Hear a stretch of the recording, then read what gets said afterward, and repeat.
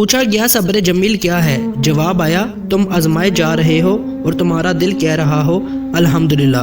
کبھی کبھی انسان ایک چھوٹی سی چوٹ پر، ذرا سی تکلیف پر بری طرح ٹوٹ کر رو دیتا ہے۔ دیکھنے والے طنز کرتے ہیں کہ اتنے سے درد پر کبھی کوئی روتا ہے، لیکن وہ یہ نہیں جانتے کہ یہ نہ رکنے والے آنسو بظاہر نظر آنے والے اس چھوٹی سی چوٹ کے نہیں، بلکہ اندر کے اس درد کے ہیں جو انسان کسی سے کہہ نہیں پاتا، اس تکلیف کے ہیں جو انسان اکیلے میں سہتا ہے۔ جب اللہ تمہیں کنارے پر لا کھڑا کر دے تو اس پر کامل یقین رکھو، کیونکہ دو چیزیں ہو سکتی ہیں، یا تو وہ تمہیں تھام لے گا یا تمہیں اڑنا سکھا دے گا۔ اور جانتے ہو دعا کیا ہے؟ اپنی ہر پریشانی اللہ کے حوالے کر کے خود بے فکر ہو جانا۔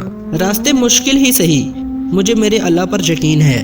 آزمائش جتنی سخت ہوگی انعام بھی اتنا ہی اچھا ملے گا۔ وہ آزماتا تو ہے مگر راستے بھی وہی دکھاتا ہے، کیونکہ وہی رب غفور الرحیم ہے۔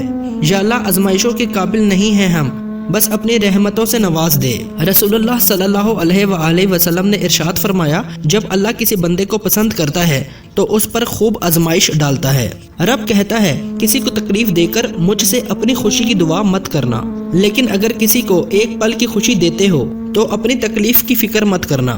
آزمائش اللہ کی طرف سے ہوتی ہے، اور یقین مانو آزمائش کبھی بھی تمہیں تکلیف پہنچانے کے لیے نہیں بھیجی جاتی۔ آزمائش اللہ کی طرف سے بھیجا ہوا ایک امتحان ہے، اور وہ امتحان انسان کو اس کے برداشت کے مطابق ملتا ہے۔ میں آدم ذات ہوں، مولا تو مجھ کو جانتا تو ہے کہ زیادہ آزمائش پر میں جنت ہار جاؤں گا۔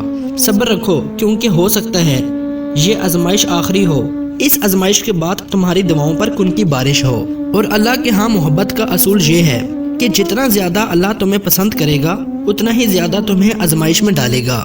بے شک حالات انسان کے ہاتھ میں نہیں ہیں، لیکن جس کے ہاتھ میں ہے وہ بڑا رحیم اور رحمان ہے۔ وہ بڑا رحیم اور رحمان ہے۔ وہ بڑا رحیم اور رحمان ہے۔